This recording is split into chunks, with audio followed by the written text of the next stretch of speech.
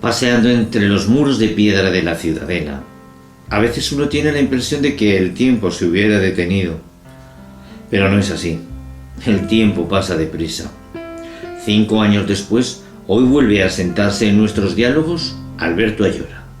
Alberto nació un domingo de agosto, a principios de los 60, en la Seu d'Urgell. Nació mirando al cielo, y su madre pensó que quizás eso era una predestinación espiritual, y no. El propio Alberto está convencido de que con su mirada buscaba ya las montañas. Déjenme confesarles que ya preparando esta entrevista me siento desbordado. Asomándote a las redes y a internet, parece imposible la enormidad de cosas que Alberto puede hacer, con una agenda repleta de viajes, libros, conferencias, ponencias o asesoramientos. Desde hace 4 años ha sido presidente de una institución centenaria tan importante como es la Federación Española de Deportes de Montaña y Escalada, a donde, si Dios quiere, optará para su reelección, en donde además ha sabido imprimir un sello personal, abriendo la institución a los nuevos tiempos, rodeado además de alpinistas de primer nivel. Alberto es un tipo cercano, un gran conversador y sobre todo una voz autorizada, con quien aclarar cuestiones muy importantes sobre el futuro de las montañas, el cambio climático, las catástrofes naturales, con la humildad que solo tienen los grandes.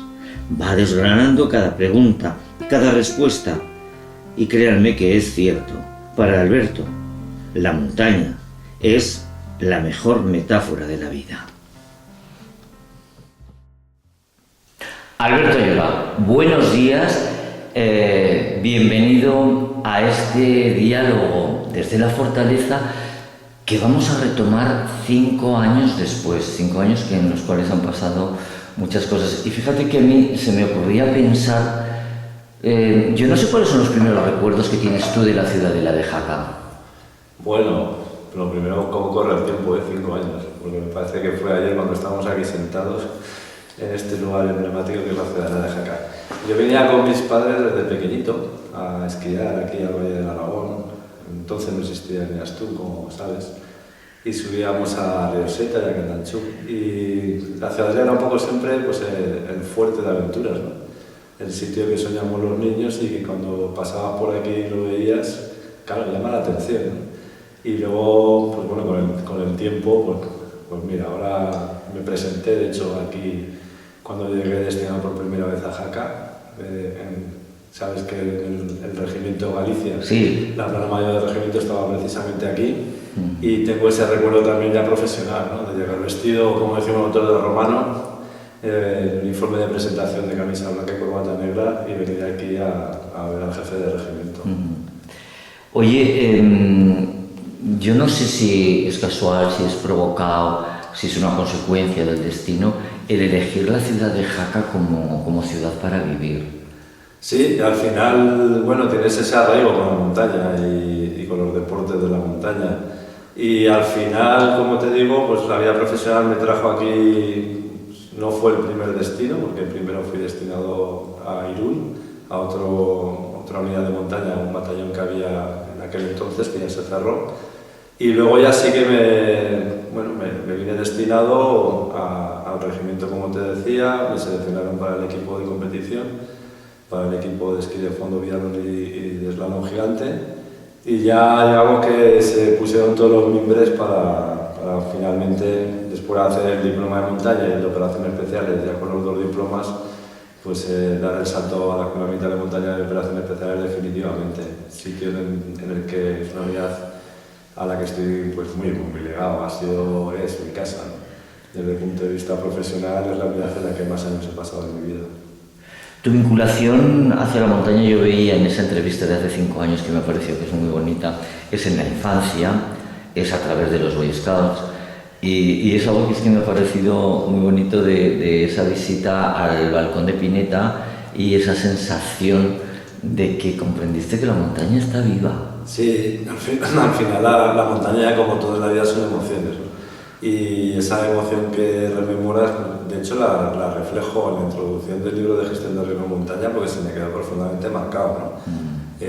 Ya había leído y como hablábamos antes, ¿no? De esas historias de infancia, que a unos puede ser el Capitán Trueno y a otros puede ser pues un alpinista, ¿no? Y empezar a leer esas exploraciones de aquel entonces en los Himalayas y esas primeras expediciones a 8000 y esas montañas mágicas al final, en mi caso, se hicieron realidad en esa excursión, ¿no? con un campamento al balcón de Pineta, la cara de Monte Perdido, que, bueno, podemos hablar luego desde el punto de vista medioambiental cómo estamos, ¿no? Pero no tenía nada que ver con lo que es ahora, tristemente, ¿no? Un sitio en el que la montaña no solamente la veías, sino que la sentías y la oías. Y ese crujir del glaciar, ese desmoronamiento del hielo, de los erax, pues obviamente me llegó al alma, ¿no? Me impresionó profundamente. Oye, está esa vocación que hablamos, ¿no?, del amor por la montaña y tal, pero sin embargo se cruza la vocación militar. ¿De qué manera la sientes y la consolidas además? Totalmente, porque yo creo que de inicio tienes que tener una vocación de servicio. O sea, nadie puede ser ni un buen militar, ni un buen policía, ni un buen bombero, un buen servidor público si no tiene una vocación de servir a los demás, ¿no? Y esa vocación se transmite, pues, bien, como te digo, a través de sus servidores públicos de Fuerzas y Cuerpos de Seguridad del Estado o Fuerzas Armadas, o a través de la medicina, a través de cualquier ámbito profesional que lo exige, ¿no? El tener esa vocación de servicio. Y claro, si hay UNES que en la milicia y en concreto en la montaña, en las unidades de operaciones especiales, tienes ese contacto vivo con la naturaleza y con unos hombres y mujeres muy especiales, pues al final todo eso hace que engrane el mecanismo y que, como te digo, esa fábrica de emociones que es la montaña se materializa totalmente en la vida profesional, en las unidades de montaña de operaciones especiales, unidades en las que he estado pues, prácticamente toda mi vida profesional. Y luego, además, yo no sé de dónde has podido sacar tiempo, vamos a hablar de muchas cosas hoy, ¿no? Pero para escribir libros que son auténticos manuales, auténticas Biblias de temas relacionados con la montaña. Yo esta noche leía en internet, ¿no?, y auténticas... A ver, Gestión del riesgo montaña y actividades al aire libre, que es el primer libro que escribí, ¿sí? Y que es un poco el que te da a conocer públicamente. Es un libro que en realidad nunca pensaba haber escrito. O sea, es un libro que me pidieron. Me solicitó la editorial Desnivel precisamente, al darse cuenta la editora, que en aquel entonces llevaba la editorial Desnivel, que había una laguna o una brecha en toda la biblioteca y bibliografía que ellos tenían. No había un manual de seguridad en montaña que analizara los accidentes desde un punto de vista, digamos, considerando el factor humano. Y bueno, en ese momento yo además estaba finalizando un máster de Derecho de Deportes de Montaña y surgió la posibilidad de que ese trabajo final del máster al final fuera el libro de Gestión de riesgo montaña y actividades al aire libre, ¿no? Ya la vida profesional con el grupo militar de alta montaña me había llevado por unos derroteros en los que había sufrido accidentes en carne propia y eso me tenía muy sensibilizado, muy concienciado. Y uniendo pues, esas experiencias de vida con las titulaciones que en el ámbito civil ya tenía también desarrolladas, como era la de auditor de sistemas de prevención y técnico superior de prevención de riesgos, pues hizo que intentara conjugar todo ese conocimiento y llevarlo, trasladarlo al ámbito de la montaña. Eso lo cortarlo. Sí, pero además hay algo que me ha llamado mucho la atención, ¿no? Porque de este libro hablamos ya en esa entrevista, ¿no?, en esa primera entrega, hace 5 años, y sin embargo es la vigencia absoluta, es decir, es un tema que no ha quedado obsoleto, al revés. Sí, a ver, son 4 ediciones y seguro que vendrá una quinta. Y sí que es cierto que luego hubo otro libro, que es Riesgo y Liderazgo, que ya da herramientas más concretas, específicas, más planificación preventiva. Y sin embargo, lo que yo siempre lo he dicho, ¿no?, el germen, la sustancia de verdad está en el anterior, ¿no? Un libro que luego además me abrió unas puertas que yo nunca pensé que las iba a cruzar una vez que se publicó, ¿no? Y fue la cantidad de conferencias, cursos, seminarios, jornadas que he tenido que dar fuera del ámbito de la montaña, en la empresa civil y en otras unidades militares en otros países, ¿no? Entonces, eso hace a uno lo primero que pues es la satisfacción de que ves que efectivamente eso era necesario y que estás aportando algo, ¿no? Y vuelvo a lo anterior, con esa vocación de servicio, pues estás, yo siempre lo digo, es muy difícil que yo diga que no. Es al final, pues, esto es prevención. Claro. Pues, nosotros medimos muy bien los rescates, los siniestros, los accidentes, todo eso está muy contabilizado, pero lo que es muy difícil, porque prácticamente no tenemos esas herramientas, es medir una prevención muy objetiva. Hay posibilidad de ver cómo van disminuyendo los accidentes, pero hasta qué punto has evitado un accidente es difícil muchas veces de demostrar, ¿no? Y sin embargo, eso que te comento, el dar esos cursos, esas conferencias, esos seminarios, el compartir con otras personas esos accidentes y que ellos te compartan contigo, que se da mucho en las empresas y empresas que tienen ya una cultura de seguridad muy arraigada y que ya han dado el salto, ¿no?, de ese nivel patológico, reactivo, a un nivel ya de generar seguridad de verdad. Ahí se da mucho, ¿no?, el compartir de una forma totalmente transparente los accidentes y cuáles accidentes que han sufrido y sacar unas lecciones de verdad aprendidas que evitan accidentes en el futuro, ¿no? Y muchas veces, y ahora estamos en una época como es la de la Dana, que a todos nos afecta cantidad, ¿no?, y se habla mucho de la prevención, si se podía haber evitado, si era previsible y evitable, que son las dos palabras malditas, entre comillas, ¿no?, cuando hay un accidente. Pues muchas veces cuando hay accidentes de estos, digamos, catastróficos o incluso en la pandemia, recuerdo también que sí, ha dado una conferencia en una empresa y hemos estado considerando los posibles cisnes negros, esos acontecimientos extraordinarios que prácticamente no tenemos previstos ni planificados y que sin embargo cambian totalmente un sistema. Y te llamaban y te decían cuánto nos acordamos, ¿no?, de aquellos días, de aquellas conferencias, y como hicimos, bueno, pudimos hacer al final gala de esos conocimientos y ese para y piensa, que muchas veces vamos muy rápido, giramos más deprisa que el mundo, que el planeta Tierra a veces. Y hay que parar y sentarse, pensar y hacer ese mindfulness de vivir el momento presente y decir, a ver, ¿dónde estoy y hacia dónde voy?, ¿no? Que yo creo que es lo que les falta muchas veces a las empresas cuando están en ese ritmo de la producción continuo, desbordado, y más bueno, todos los factores que al final están influyendo, ¿no?, en la productividad de la empresa, porque vivimos en un sistema que cambia muy rápido. Yo creo que es la principal característica del siglo XXI. O sea, ya Internet fue una revolución, pero al final Internet ha dado precisamente esa velocidad de cambio, ¿no? Y ante la velocidad de cambio no te queda más que adaptarte y reaccionar rápido, pero lo importante es tener ciertos planes de contingencia que son distintos a los alternativos, ¿no? Otros planes pensando en otros escenarios que pueden desarrollarse.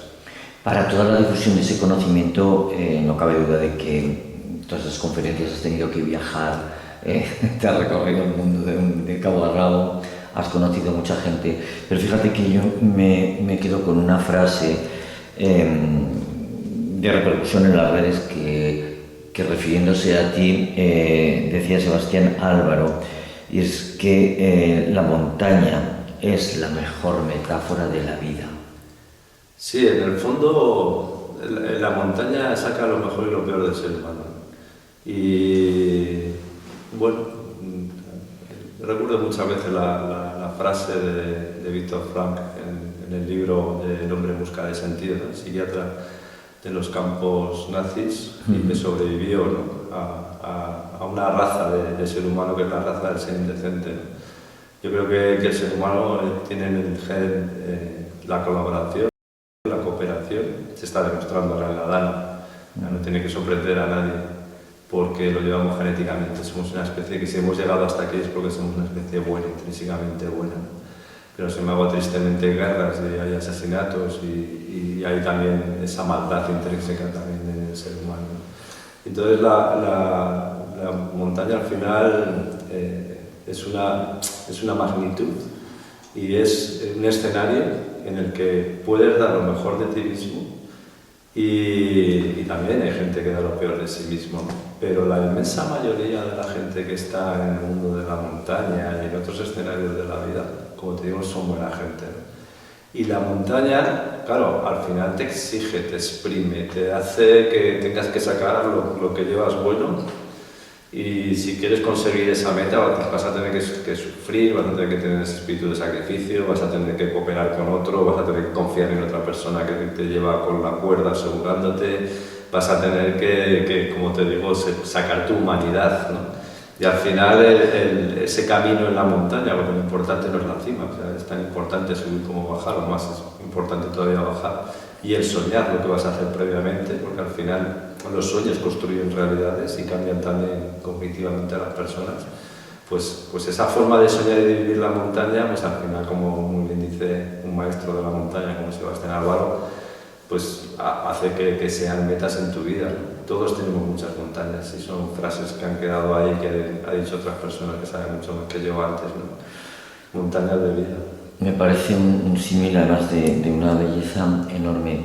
Alberto, si yo te pregunto, ese consejo que almacenas en tu memoria, que durante tu juventud te dieron en casa tus padres, tu padre, tu madre, y que más veces vuelves a la memoria y dices, ostras, pues es verdad.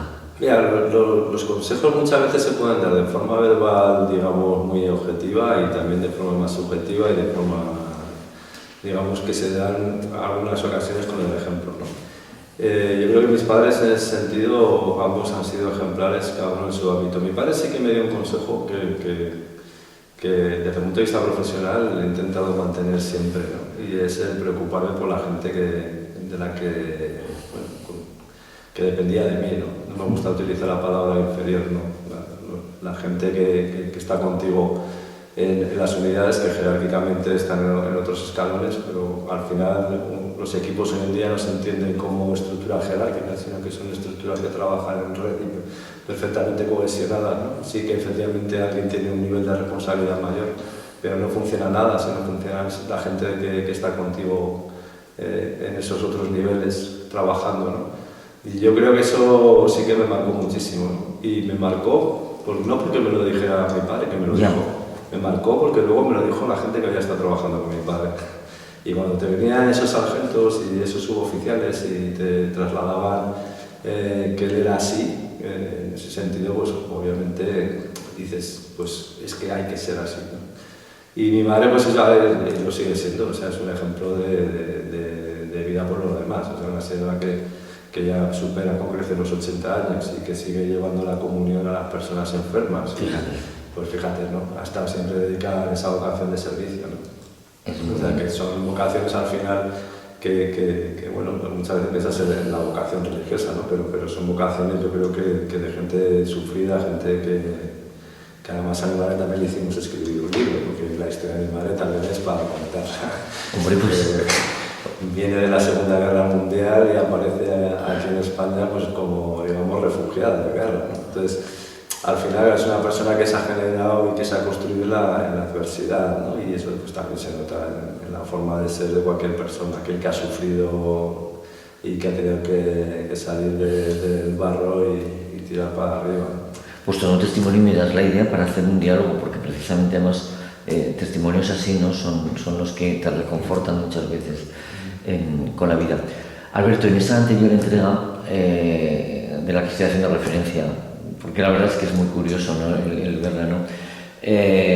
Hace 5 años hablábamos, yo te preguntaba que cuáles habían sido grandes avances, ¿no? de las nuevas tecnologías, y tú me comentabas pues el nacimiento del 112 fue algo que cambió para siempre el destino del montañismo. No te quiero decir nada la telefonía móvil, no sé, esas nuevas tecnologías o la tan traída y llevada inteligencia artificial que hablamos ahora todos, ¿tiene su repercusión en ese ámbito? Que en la montaña y en la seguridad, todo tiene repercusión. Vamos, es que hay que entender eso, que estamos en un sistema que todo está unido, al final todo afecta, ¿no? Efectivamente el 112, en el momento que aparece en el ámbito de la seguridad y la prevención y las emergencias, pues es un antes y un después, ¿no? Y los accidentes, de hecho, no los accidentes, los rescates en ese momento, inicialmente, pues se dispararon por la facilidad, accesibilidad de acudir a ese sistema. Pero hoy en día, claro, lo que hay que hacer es esa tecnología, no perder nunca de vista que somos humanos, o sea, y que tiene que haber un marco en el que trabaje esa tecnología. Yo creo que es el principal error que se está cometiendo con Internet, y ahora nos damos cuenta, o sea, no se ha sabido poner coto a Internet y ahí está un melón que es muy difícil de abordar, ¿no? Y claro, es que, como decimos, va todo tan rápido que de repente nos hemos encontrado que tenemos una inteligencia artificial y que está desarrollándose a una velocidad bestial, ¿no? Y si no somos capaces, la Unión Europea ha empezado ahora a dar los primeros pasos, ¿no?, para intentar enmarcar y poner unos límites, pero si no somos capaces de que esa inteligencia artificial sea para el bien y no para el mal, pues mal vamos a ir, ¿no? Entonces la inteligencia artificial en la seguridad de montaña, obviamente nosotros llevamos tiempo trabajando en diferentes herramientas, mecanismos, software que apoya la toma de decisiones, cada vez más avanzado, gracias a que la neurociencia se ha desarrollado, que haya marcadores que te pueden recoger esa información biológica que tiene una persona cuando se le incrementa la tensión, el pulso, la sudoración, etcétera, etcétera, ¿no?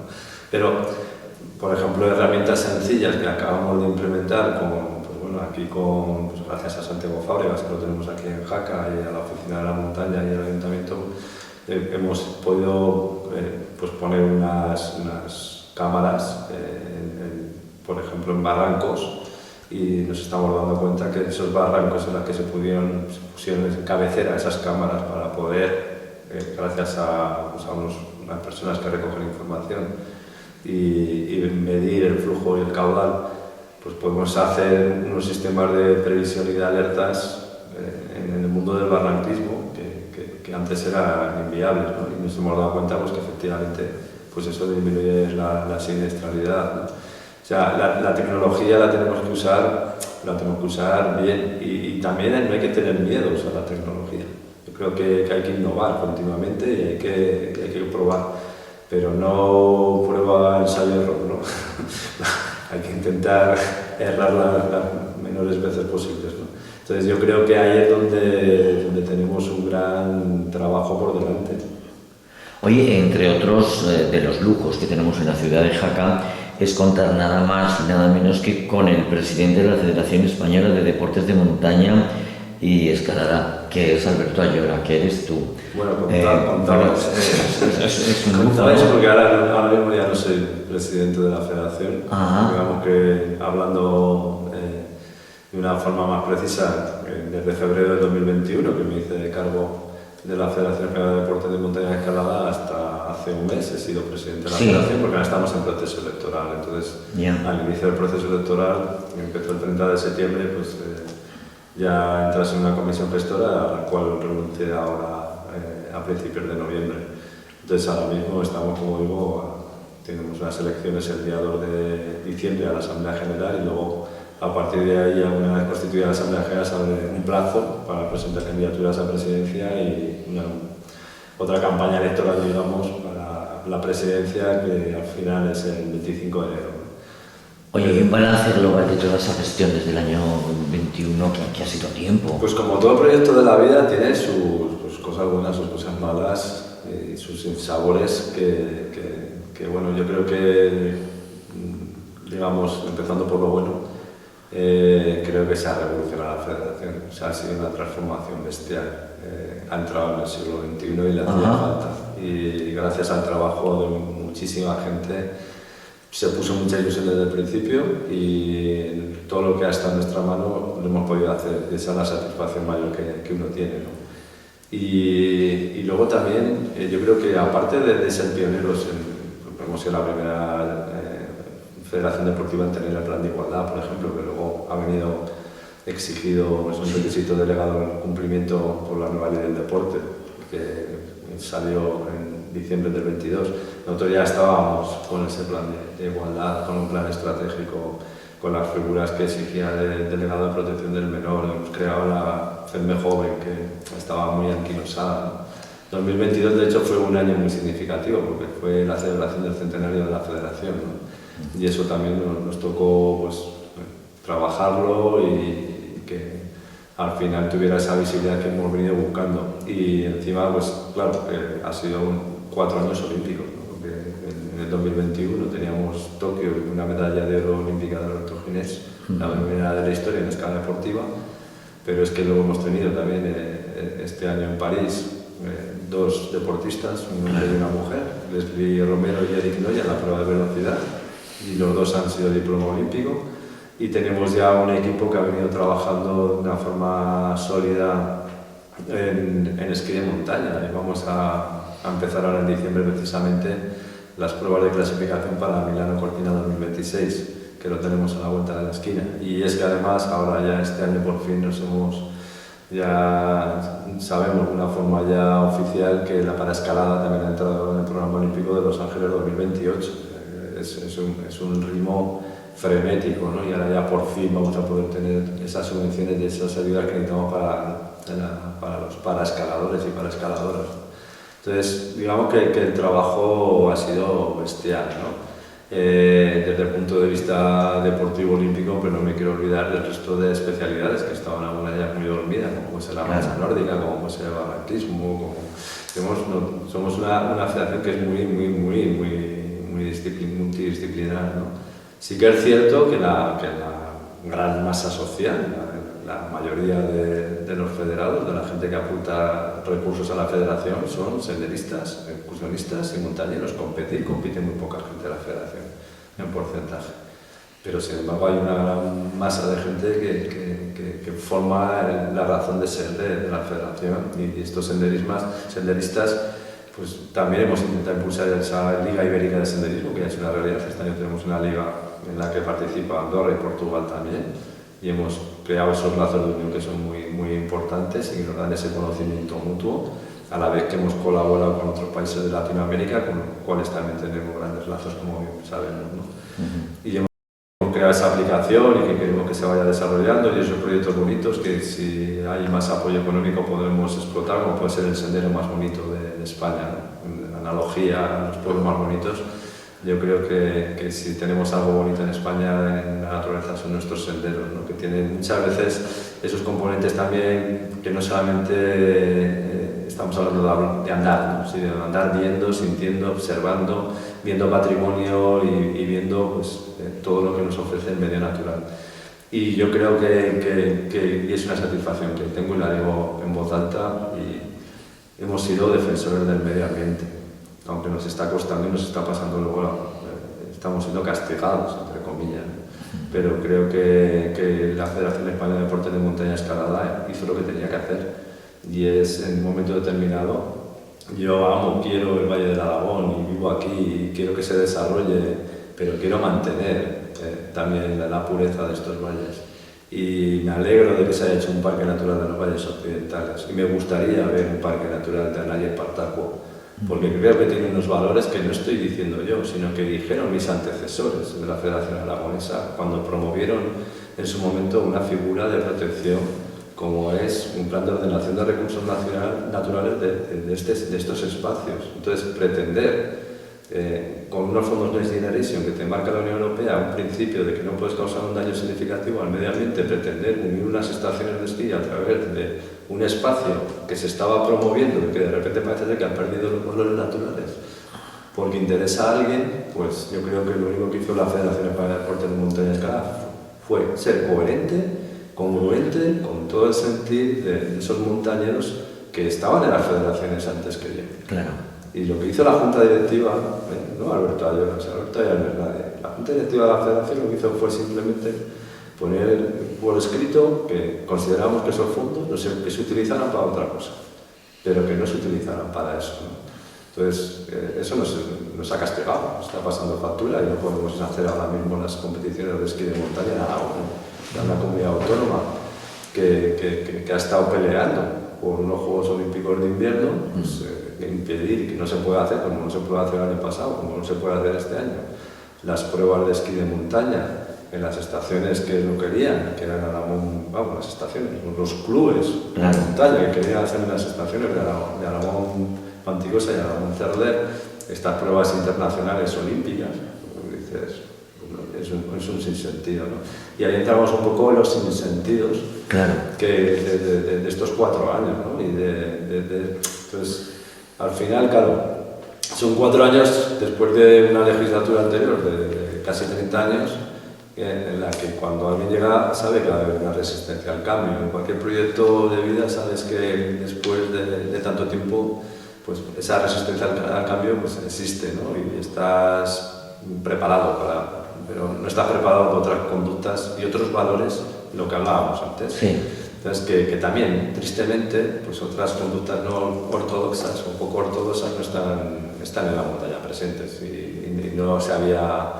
Y yo lo digo claramente, que no sé qué pasará con las elecciones, pero lo que tengo muy claro es que si yo estoy liderando un equipo, este equipo va a ser defensor del medio ambiente, que no quiere decir que seas ecologista radical,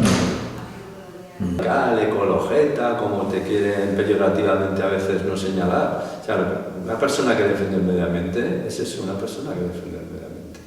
Y nosotros vamos a defender y que por supuesto que vamos a dialogar y vamos a consensuar y vamos a...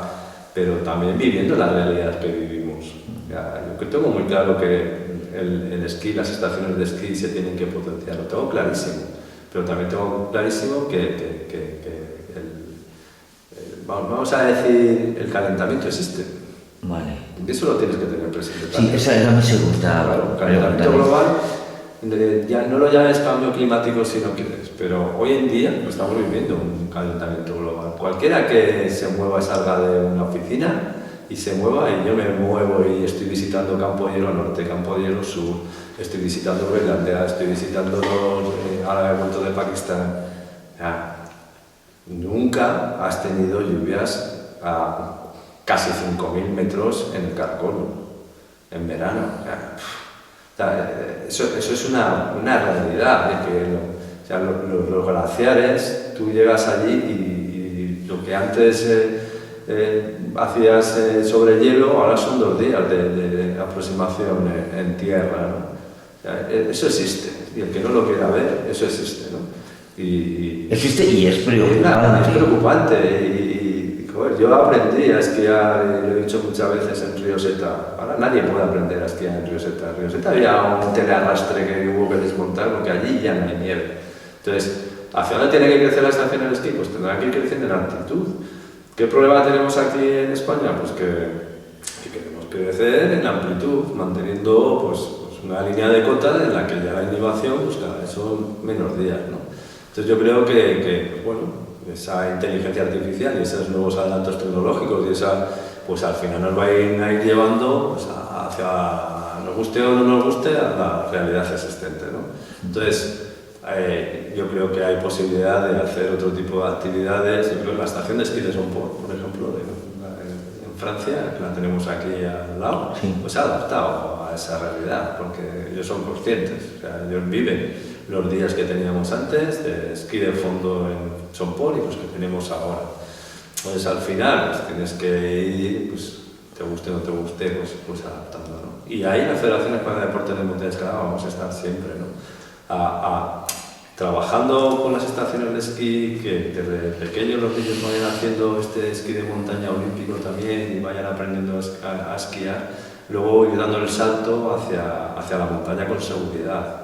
Ahora hablamos del roco a la roca, yo creo que hay que hablar de la estación de esquí a la montaña y diversificando y no acudiendo y masificando los mismos espacios, ¿no? Pero eso lo tienes que hacer con seguridad, lo que no puedes hacer es decir, no, los esquiadores de montaña fuera de las estaciones de esquí. No, los esquiadores de montaña aprendemos en las estaciones de esquí a esquiar, visitamos las estaciones de esquí y competimos en las estaciones de esquí. Y tenemos que crear productos como hay en otros países o como hay en otras comunidades autónomas que no tenemos en Aragón, esos forfait de esquí de montaña y esas bueno, a mí me gustaría tener un forfait muy barato para que me permitiera subir a la silla del Tobazo o de la Tuca y luego irme por ahí rápidamente a hacer esquí de montaña por mi cuenta, ¿no? Hay mecanismos, herramientas y estrategias que ya se están haciendo en otros países. Yo creo que ahí es donde tenemos un gran camino por recorrer. Oye, y una curiosidad, en toda esta transformación, todo este calentamiento global, ¿hasta qué punto, bajo tu opinión, ¿no? ¿Es la mano del hombre, es la propia naturaleza, son las épocas de las glaciaciones y los calentamientos y tal? Bueno, yo creo que yo no soy científico, pero leo lo que nos están diciendo los científicos y en ese mismo periodo de tiempo donde comentaba que la Junta Directiva de la FEME hizo nuestro, digamos, escrito, hubo científicos que se manifestaron también en contra de eso y precisamente porque decían estamos en este punto señores, ¿no? Y aquí tenemos el Instituto Pirineico de Ecología y el Instituto Geólogos de Aragón también se manifestó y hay una serie de manifestaciones que están claras ahí, ¿no? Entonces, ¿hasta qué punto afecta el carbono y ese CO2 y esos agujeros de ozono y etcétera, etcétera, etcétera? Son los científicos que te lo estarán diciendo, pero hay unas realidades y son las estadísticas, hay que mirarlas en largos periodos de tiempo, ¿no?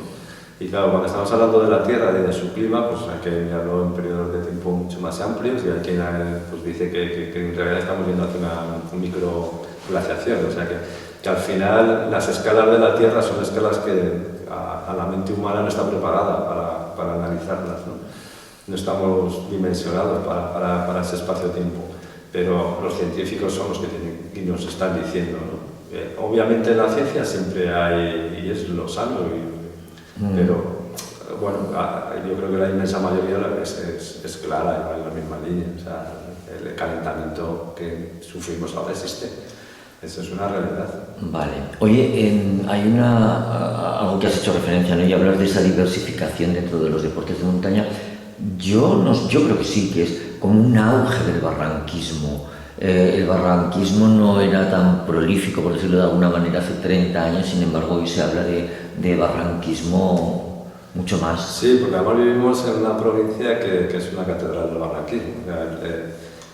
Además con Francia, con nuestros vecinos franceses, pues, sí, nos abrieron también con pioneros ostenses el parque de Guala, ¿no? Los cañones de la Sierra de Guala, que en aquel entonces no era ni parque. Y afortunadamente ahora mismo pues, en Guala hay una regulación del barranquismo, de los pocos sitios que tienes una regulación y tienes unas capacidades de carga para los barrancos, porque si no también ese ecosistema no lo estamos cargando, ¿no? Entonces el barranquismo, claro, ¿qué tiene el barranquismo? Pues por un lado te ofrece un paisaje que si no entras ahí no lo ves.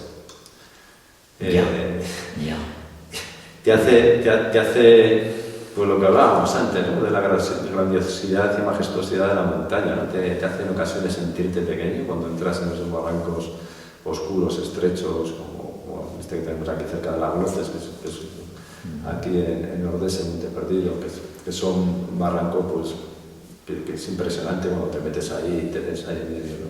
Y lo que ha construido el agua, y empiezas como digo, a mirar el paisaje, ¿no? Y paras y bueno, esas sensaciones, esas emociones te las da el barranquismo, pero es que además te da ese componente lúdico que te ofrece un agua viva, ¿no? Claro. Y eso, claro, al final también tiene sus riesgos, porque podemos acabar analizando un poco Yo he estado, recuerdo una vez, una persona que conocéis, Pedro Barijo,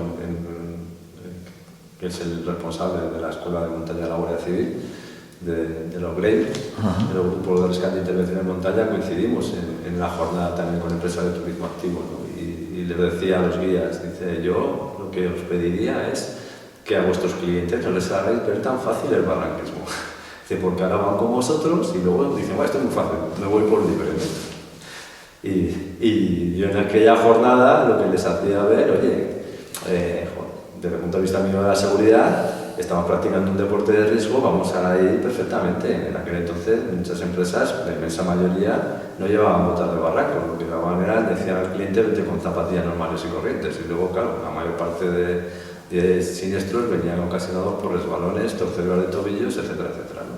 Entonces, al final, ¿qué tiene el barranquismo? Pues tiene, como hablamos, esa componente emocional y esa visión del paisaje diferente, y luego tiene pues todo el aspecto lúdico.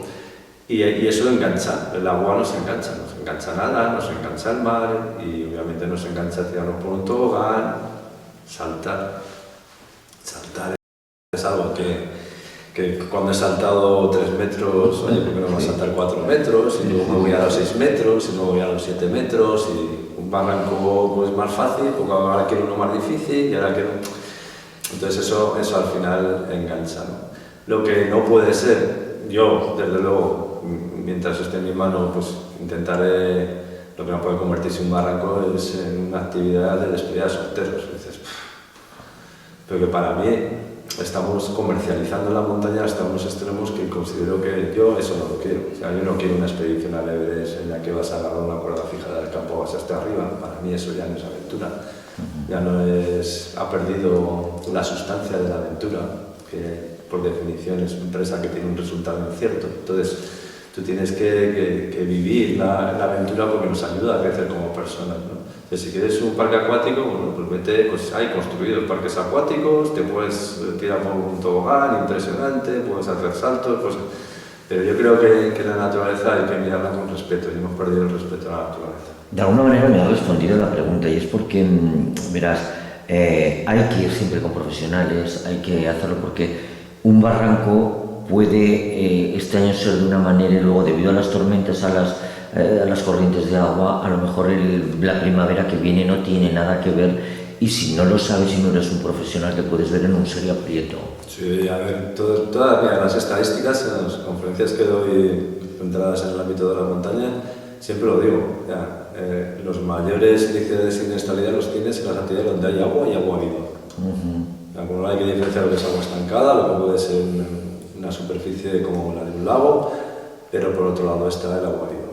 El agua viva tienes que saber leerla, tú tienes que saber por dónde va la corriente, dónde tienes un refugio, un rebufo, dónde tienes un rosaje. Eso el inexperto no lo lee, no es consciente de ese riesgo, ¿no? Entonces, es la identificación del peligro, el primer paso para que luego evalúes el riesgo y al final aplique las medidas que hacen minimizar los riesgos. Si no, estamos perdiendo toda la guía, toda la sustancia. Pues fíjate que yo la única experiencia que tengo de barranquismo fue San Martín de la Valdonsera, tan bonito, hermoso y fascinante como terrorífico. Precisamente por eso, no porque es la emoción de bajar eso, pero bueno, que al final te das cuenta que necesitas pues de un profesional, que en cualquier caso que suceda algo, si no te puedes ver entre, y además es así, ¿no? Entre un paso y otro de los cuales tú vas evolucionando, aunque no puedes seguir y te encuentras ahí. Sí, ahí solo. pero es un poco, mira, yo ahora que le estaba diciendo lo del profesional, bueno, lo viví, lo conté en la otra entrevista y insisto mucho en ello, los clubes de montaña. Los clubes de montaña han sido y deberían seguir siendo herramientas de gestión de riesgo y de aproximación a la montaña, con gente con experiencia, ¿no? Con esa gente que te hace pues, tener ese respeto que decíamos antes a la montaña, vivir la montaña y entenderla, ¿no?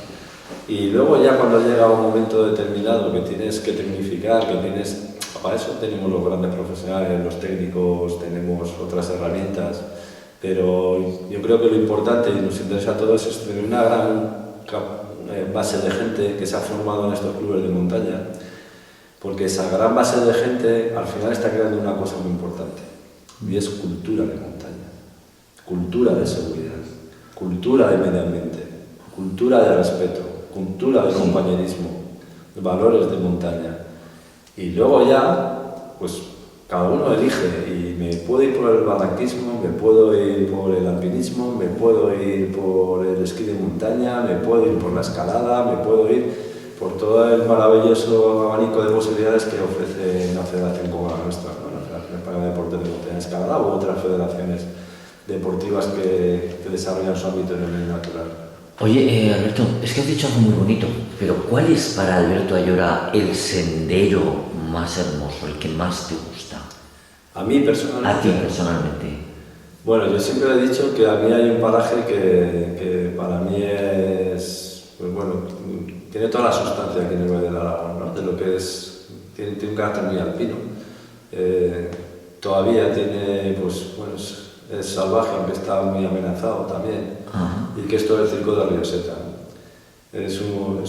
Vamos, cualquiera que vaya por la carretera, yo creo que esas murallas de la Garganta de Borao, de la Garganta de Aisa, de los lecherines, todo eso ahora en otoño, con todas las hayas, las primeras nieves, y luego con la nieve y todas las canales de hielo que se abren ahí, y luego en primavera con todo ese esplendor de la naturaleza. O sea, al final es un circo y un recorrido muy emblemático, muy bonito, ¿no? Pero lo trasladaría a cualquier sendero donde estés, voy a decir, solo, pero en el que puedas apreciar, sentir, vivir el paisaje y escuchar la naturaleza. O sea, yo no entiendo a la gente que puede ir por un sendero con unos pinganillos aquí, ¿ve? Y perdiéndose el sonido de cualquier ave, de cualquier animal, simplemente del viento con las hojas de los árboles. Ese sería otro gran de los apartados, ¿no? Es, fíjate qué curioso, ¿no? Es montaña y espiritualidad. Sí. ¿Cuánta gente de la que acude a la montaña está buscando ese diálogo con uno mismo muchas veces? Los grandes pensadores, y aquí tenemos también, fíjate, hay un libro muy bonito y poco conocido, y que son pensamientos de Ramón y Cajal en la naturaleza.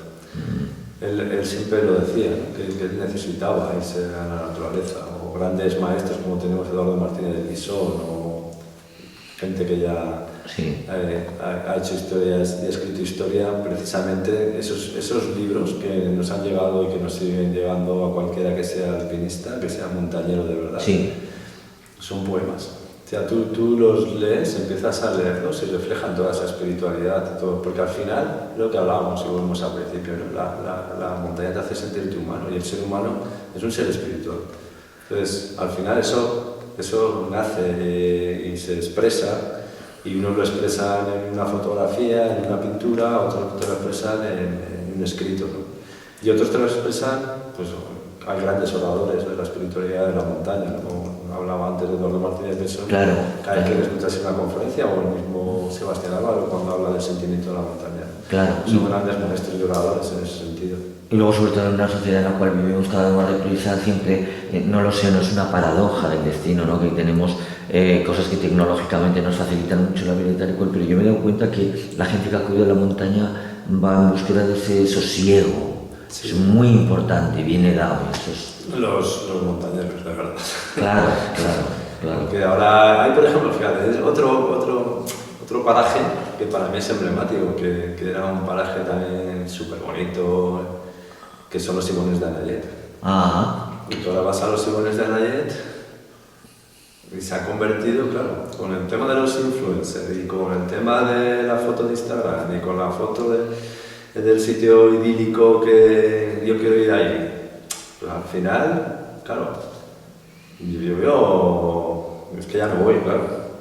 Me están pasando aquí en la oficina de la montaña, me pasan fotos de la gente en verano, la riada humana, yendo ahí a los Simones de Anayet, o los Simones de Anayet al final, que también lo he dicho muchas veces. O sea, yo para mí, una de las imágenes que me impresionó fue, desde este punto que estamos hablando de simbiosis naturaleza-ser humano, fue cuando llegué al Valle de Pineta, que lo llamábamos en aquel entonces la ciudad de León, porque era todo tiendas de campaña por todos los lados. O sea, te las encontrabas por Mesurta, por todo. Entonces, ahora, pues bueno, con la regulación del espacio natural protegido, pues todo eso pues, se ha podido ir pues, ordenando. Que nosotros siempre decimos, ¿no? O sea, no se trata de prohibir, sino al final se trata de regular y de ordenar, ¿no? Y nosotros aquí trabajamos, por ejemplo, en la Oficina de la Montaña, estrechamente con el Servicio de Conservación de la Naturaleza y con Chema Martínez, por ejemplo, que nos pasa toda la información de los sitios donde no conviene escalar en un momento determinado porque hay un pollo de quebrantahuesos. Pues, oye, los escaladores que de verdad son escaladores, eso lo van a respetar y te van a decir, oye, no escales aquí del 15 de abril al 15 de junio, vale, pues ya está. Hay otras muchas vías de escalada para ir a escalar, ¿no? Entonces, esa cultura que te decía, la hemos perdido.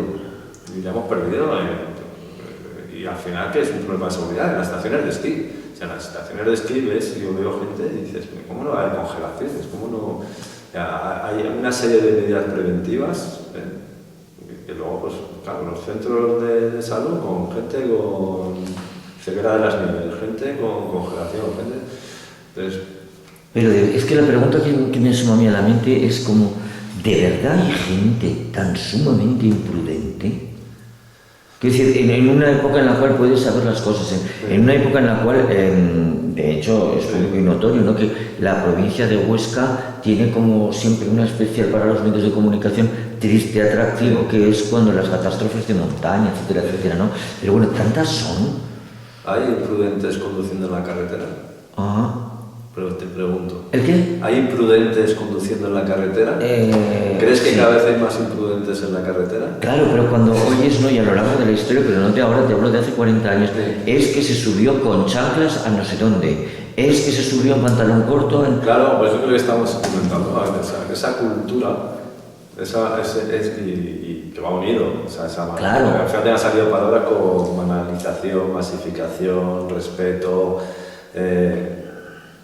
montaña sagrada, o sea, al final nosotros tenemos una visión, puedes decir, romántica, idílica, pero el ser humano y el sistema en el que vivimos es el que es, y bueno, pues afortunadamente vuelvo al principio, o sea, tenemos un componente genético que nos hace que ciertos valores en un momento determinado como el que estamos viviendo de la lana, pues ahí están, ¿no?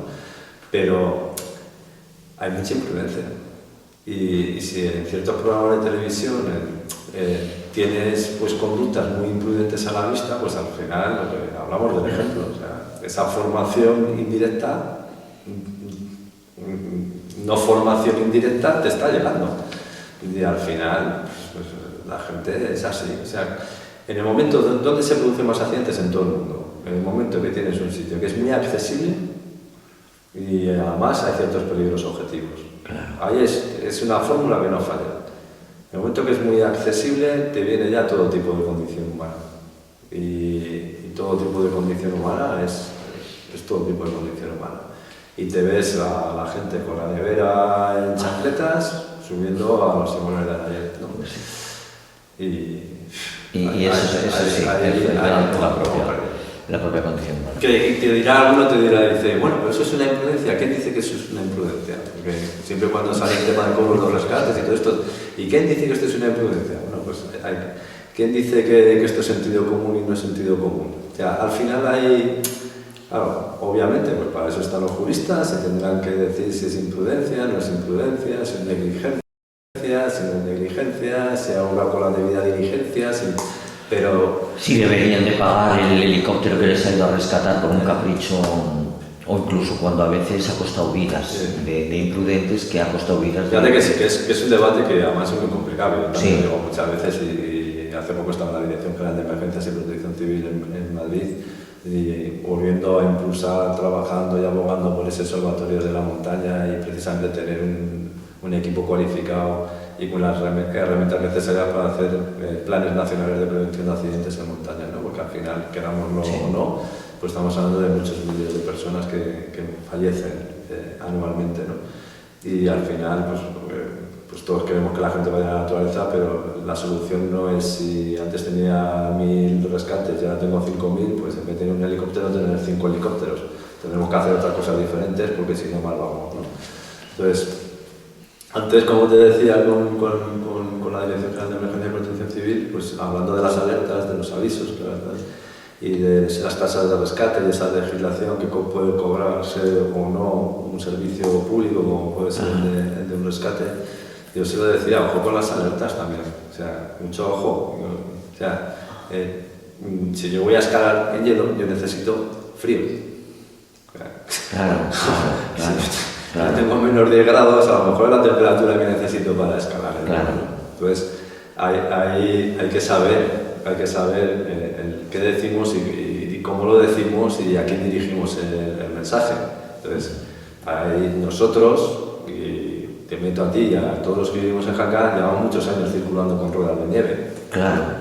Nadie tiene que venir a decirnos que llevamos muchos años circulando con ruedas de nieve en nuestras carreteras, todos los que vivimos en la Jacetania, ¿no?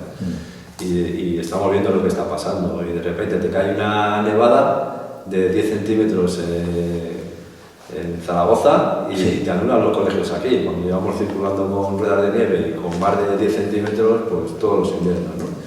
Entonces, ¿y qué? ¿Me prohíbes llevar a los hijos al colegio tú desde Zaragoza que resulta que...? Es al final ya, es una paradoja. Sí. Al final es una paradoja. Yo, de hecho, llevo rodando hace muchos años y llevo las cadenas también, no sé por qué, pero lleva pala y lleva guantes, cadenas. no puedo poner las cadenas y las tienes que poner. Entonces, tenemos esa cultura. Claro. Nosotros tenemos esa cultura. Sí, de saber que la naturaleza es así, no puede cambiar en media hora, puede cambiar y puede haber algo, ¿no? O sea, eso es precisamente posible. Alberto, ¿tienes algún hobby? Hobby. ¿Algo que no tenga que ver con el trabajo en la montaña y tal, o no te da la vida? Sí, a ver, a mí me encanta leer, que por desgracia cada vez tengo menos tiempo, pero leer de todo además. Me encanta leer mucho de estrategia, de geopolítica, me encanta leer mucho sobre psicología, neurociencia. A ver, cuéntame cuál es el último libro que estás leyendo. Buah, ahora mismo tengo 3 encima de... Uno de ellos que lo he acabado hace poco, que es de Pedro Baños, El poder mental. Ajá. Ese lo acabé hace poquito. Y luego tengo otros que voy leyendo poco a poco, porque también son un poco sobre la realidad humana y la existencia humana. Son libros que voy abordando conforme tengo rato de tranquilidad, porque si no es complicado. Oye, ¿a quién admiras? Bueno, eso, fíjate, yo no sé si me lo preguntaste la otra vez, pero es una pregunta que gente como tú me hace, ¿no?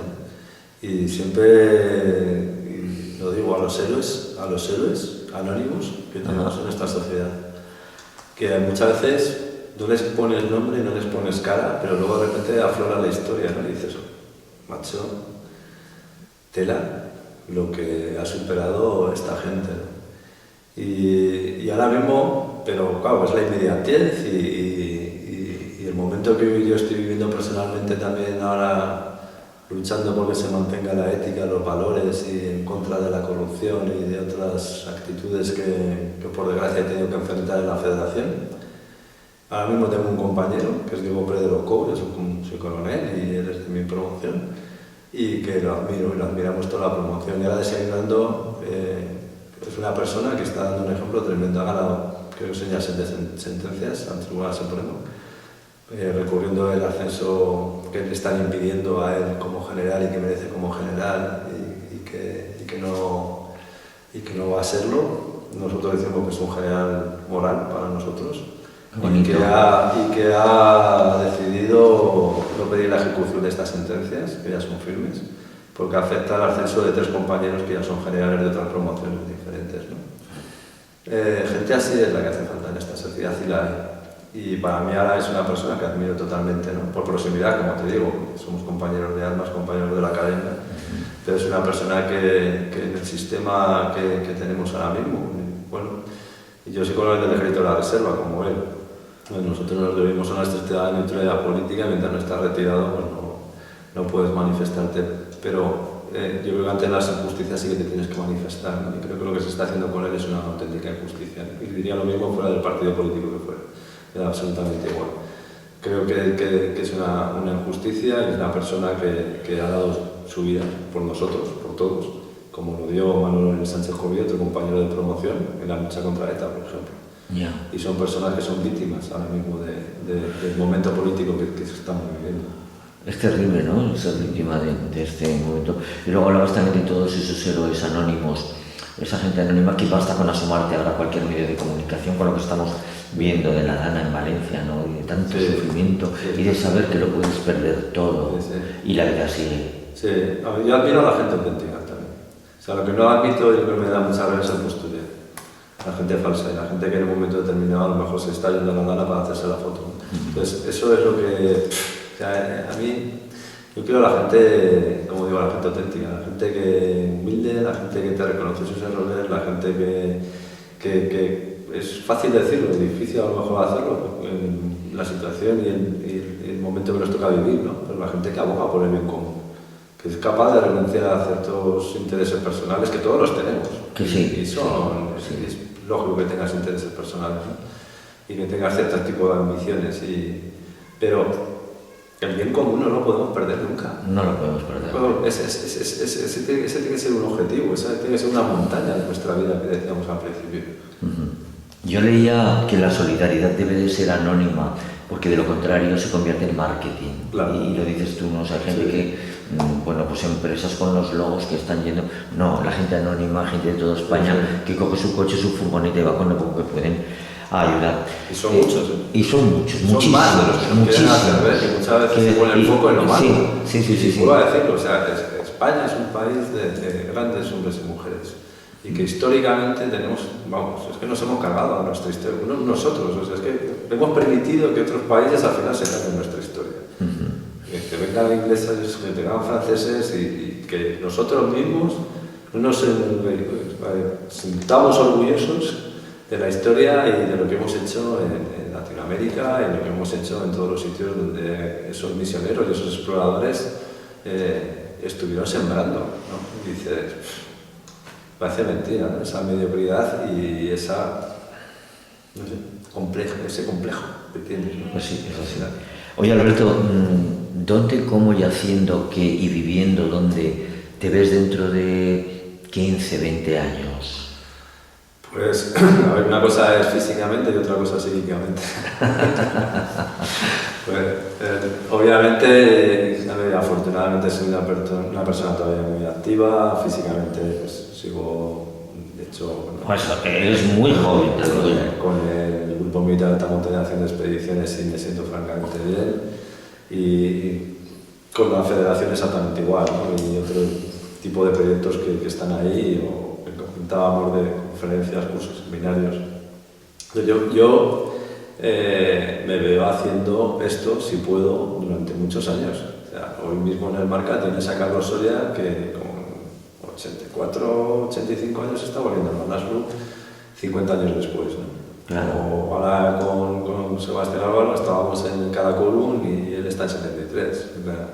Y con un ritmo frenético de conferencias y demás, ¿no? Entonces, claro, si la montaña es tu vida, la montaña es tu pasión y la seguridad es lo que da sentido a mi vida ahora, y ya desde hace muchos años, pues obviamente me veo ahí, me veo intentando ayudar a los demás en el ámbito de la seguridad todo lo que pueda, yo formándome, porque creo que eso no puede parar. Yo creo que tenemos que estar continuamente aprendiendo y es por lo que sigo leyendo y haciendo cursos y adaptándome, actualizándome, porque creo que de hecho yo creo que hay un campo ahí que me gustaría abordar en los próximos años y tengo un poco más de tiempo, que es un observatorio de lecciones aprendidas de las grandes catástrofes que estamos teniendo en la toma de decisiones. Creo que hay un campo de trabajo muy importante, ¿no? Y analizar pues, toda esa gestión de las emergencias desde ese punto de vista. Oye, si te preguntara ya como epílogo de esta entrega de diálogos, ese mensaje que te gustaría grabar para que sea escuchado hasta dentro de 300 años, no lo va a escuchar nadie. ¿Qué te gustaría decirle a los seres humanos, a la sociedad del año 2324? Cuando oyeran esa voz. Bueno, yo creo que ahí vamos todos en los que pensamos un poco y los que queremos y soñamos por un mundo mejor, pues en no perder la razón del ser humano. O sea, sacar y seguir trabajando y defendiendo la esencia del ser humano. Y precisamente por lo que me comentabas antes de la inteligencia artificial y el mundo hacia el que parece que vamos, ¿no? Entonces, el poner en valor pues toda esa evolución y todas esas herramientas que nos ha dado la evolución al ser humano para ser seres humanos. No podemos convertirnos en robots. Muy bien. Alberto Ayora, muchísimas gracias. Esta ha sido tu semblanza. Gracias por concederme esta entrevista. Y permíteme que te despida, pero que deje la puerta abierta para que dentro de no tanto tiempo volvamos a reunirnos y sobre todo, pues no sé, pero a la velocidad que avanza todo, ¿no? A ver qué nuevos avances y nuevas cosas descubrimos. Muchas gracias. Nada, a ti, encantado, y a la gente de la Ciudadela, con mi mujer. Y mi hija también trabaja aquí en la Ciudadela contigo. Claro que sí, aquí tú también eres de la familia de la Ciudadela. Gracias. Alberto recuerda cuando de niño iba a esquiar a Rioseta y Candanchú. Ni siquiera existía Astún. Y con sus padres pasaba por delante de la Ciudadela y le parecía un castillo fantástico lleno de aventuras y secretos. Para Alberto la montaña es emoción y el comienzo de todo fue quizás con aquella excursión que hizo con los Scouts a Monte Perdido, cuando desde el balcón de Pineta sintió, vio, escuchó a la montaña, ese crujir del glaciar o el desmembramiento del hielo. La montaña es un escenario en el cual puedes dar lo mejor y lo peor de ti mismo. La montaña te exige, te exprime, te hace sacar lo bueno, y para conseguir esa meta tendrás que cooperar, compartir, confiar. Alberto nos ha contado que entre todos los consejos que le dio su padre, el que más recuerda es el de preocuparse por las personas que dependen de él, y con el paso de los años se ha dado cuenta de que eso era justamente lo que su padre hizo toda su vida. Su madre sigue siendo para Alberto un modelo de vida, una vida de guión cinematográfico. Después de la Segunda Guerra Mundial llegó a España como refugiada y aquí construyó su nueva vida. Alberto, al frente de la presidencia de la Federación Española de Deportes de Montaña y Escalada, ha liderado un equipo con una política de honestidad y coherencia, con la máxima de la defensa del medio ambiente. Ojalá que de tu mano y de la de tu equipo encontremos juntos la senda más hermosa.